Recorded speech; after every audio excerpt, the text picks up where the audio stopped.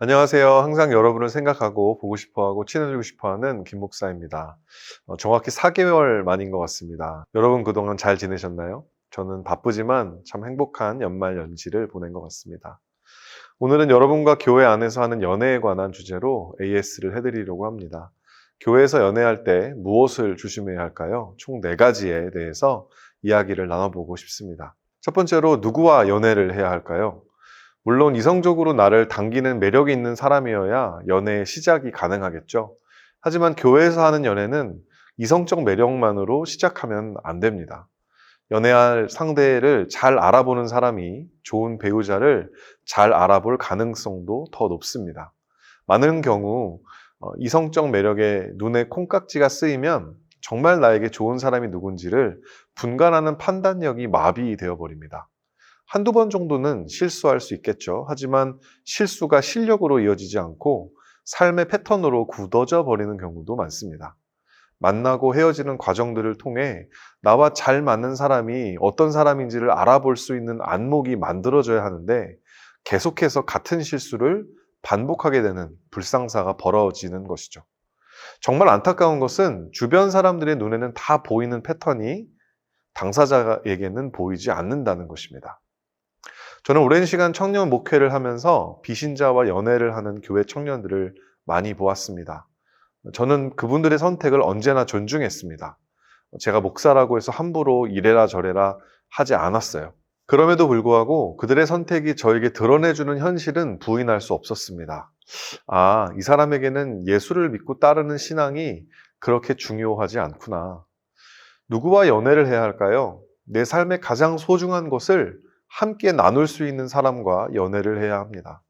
그렇다면 내 삶에 무엇이 가장 소중한지에 대한 답이 여러분 안에 있어야 합니다. 외면적인 것이 아예 중요하지 않은 것은 아니지만 이성 간의 관계에 있어서, 더 나아가 부부 관계에 있어서 외모보다 더 중요한 것들은 얼마든지 많습니다. 그러므로 누구와 연애를 해야 할지에 대한 답은 여러분 안에 있는 것입니다. 여러분에게 가장 소중하고 가치 있는 것이 무엇인지 헤아려 보시기를 바랍니다. 두 번째로, 한 교회에서 몇 명까지 만날 수 있을까요? 청년 목회를 하면서 이 문제에 대한 경험도 적지 않습니다. 여러 이성과 무분별하게 교제를 했던 한 사람으로 인해서 적지 않은 혼란과 어려움의 시간을 통과했던 일도 있었습니다. 삼진 아웃 시스템을 도입한 교회가 있다는 말도 들었어요. 한 공동체에서 3명 이상은 만나지 못한다, 이런 내규를 정한 것이겠죠. 처음 들었을 때는 그렇게까지 해 라고 했는데요. 지금은 제 생각도 좀 바뀌게 되어서 3명도 너무 많지 않나 하는 생각을 합니다. 커플이 한 교회에서 연인으로 사귀다가 헤어지게 되면 이 문제는 이미 둘만의 것이 아닙니다. 파급력은 그야말로 일파만파 퍼지게 되죠. 이런 과정이 연달아 3번 반복된다면 공동체뿐만이 아니라 연루된 지체들을 보호하기 위한 어떤 장치가 공동체 안에 반드시 필요하다는 거죠. 여기서 제가 3명까지 만날 수 있다, 1명이다 이렇게 할 수 있지는 않습니다. 하지만 정확하게 말할 수 있는 것은 우리 모두가 조심스러워야 한다는 것이죠. 한 공동체에서 계속해서 사람을 바꿔가며 연애를 한다는 것은 그 사람은 자기에게 진짜 좋은 사람이 누군지를 모른다는 것을 반증해 주는 것입니다. 말초신경을 자극하는 외적 요소에만 반응하고 있기 때문에 그런 게 아닐지 의심이 들기도 하고요. 교회 공동체 안에서 누군가 눈에 들어오신다면 바로 커피 마시자, 밥 먹자 접근하지 마시고 공동체 안에서 신중하게 관찰하고 기도로 따져보는 시간을 가지시기를 바랍니다. 여러분도 다 아시는 것처럼 교회처럼 말이 빠른 공동체는 없습니다.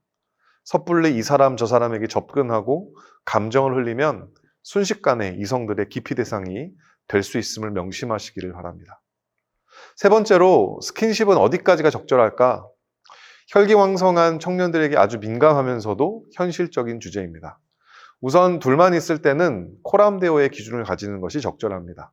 코람데오란 in the face of God라는 뜻의 라틴어인데요. 연인 둘만 있는 공간에도 하나님은 계시다라는 거죠. 하나님 앞에 부끄럽지 않을 정도까지만 가시기를 바랍니다. 그런데 부끄럽지 않을 정도가 사람마다 다를 수 있습니다. 이 부분에 대해 연인 사이의 솔직한 대화가 반드시 이루어져야 합니다. 내가 하나님 앞에서 적절하다고 느끼는 스킨십의 수위를 상대방에게 정확하게 알려주셔야 합니다. 그렇게 대화를 통해 정해진 수위는 깨질 확률이 낮고 비단 깨진다고 해도 다시 회복할 수 있는 여지가 큰 것이죠.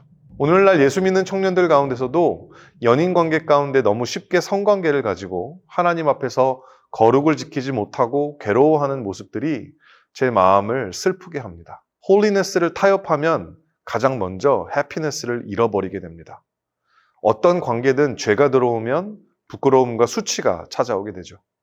하나님과의 관계에 담이 생기고 더 나아가 공동체로부터 고립되면서 극심한 외로움과 죄책감에 시달리게 되는 것입니다. 만약에 이런 마음의 부담이 전혀 없는 비신자와 연애를 하다가 이런 상황을 맞이하게 된다면 정말 그 어디에서도 위로나 서포트를 받을 수 없는 처지에 놓이게 되는 것이죠. 그렇다면 공동체 안에서 사람들과 같이 있을 때는 어디까지가 적절한 스킨십일까요? 다른 이들이 예배하는데 방해가 되지 말아야 합니다. 가끔 예배 시간에 제가 설교를 하는데 서로의 머리를 살포시 맞댄 분들의 모습을 보곤 합니다. 설교가 끝나고 기도를 하자고 하는데 그분들은 서로 손을 간지럽히는 장난을 치고 계시더라고요. 목사인 저도 예배의 집중에 참 방해가 되었습니다. 제가 무슨 말을 하는지 대충 아시겠죠? 공동체 안에 있을 때면 웬만하면 스킨십은 절제하는 것이 좋습니다. 마지막, 우리가 연애하는 사실을 알려야 할까? 네, 반드시 알리셔야 합니다. 교회 안에서 연애를 시작하셨다면 축복도 받아야겠지만 우선 보호를 받으셔야 합니다. 연애는 여러분을 영적으로, 인격적으로 성장하게 해줄 수 있지만 동시에 돌이킬 수 없는 상처를 남길 수 있는 양날의 검입니다. 사귀고 나서 통보가 아니라 사귀기 전부터 알리셔야 합니다. 모든 사람들에게 다 떠벌리고 다니라는 게 아니죠. 하지만 여러분들을 위해 기도해 줄 수 있고 여러분이 듣고 싶은 말이 아니라 들어야 할 말을 가감없이 해줄 수 있는 여러분이 신뢰하는 사람과 꼭 연결되어 있어야 한다는 말입니다. 아직 공동체에 그런 말을 할 만한 사람이 아무도 없다면 전 여러분이 아직 그 공동체에서는 연애할 준비가 된 게 아니라고 말씀드리고 싶습니다. 교회는 연애를 하기 위해 모이는 사교 집단이 아닙니다. 먼저 교회 공동체 안에 온전하고 풍성한 교제권으로 들어가십시오. 그곳에서 여러분들을 위해 기도해주며 신앙적 조언을 줄 수 있는 사람들을 먼저 만나시길 바랍니다. 사랑을 찾아 사람을 찾아 오늘도 외로운 광야 길을 가고 있는 청년 여러분, 여러분을 진정으로 이해해주고 위로해줄 수 있는 분은 우리의 영원한 연인이 되시는 예수님이십니다. 복음 안에서 이미 여러분은 사랑받은 자요, 용납받은 자입니다. 이 진리가 여러분을 자유하게 하고 그렇게 가장 나다운 내가 된 나를 알아봐주는 사람을 만나게 되시길, 또 그런 사람을 알아볼 수 있는 여러분이 되시기를 진심으로 기원합니다. 이번 김 목사의 예스는 여기까지입니다. 좋아요, 댓글, 구독, 알림 설정 부탁드립니다. 저는 이만, 안녕, 사랑합니다.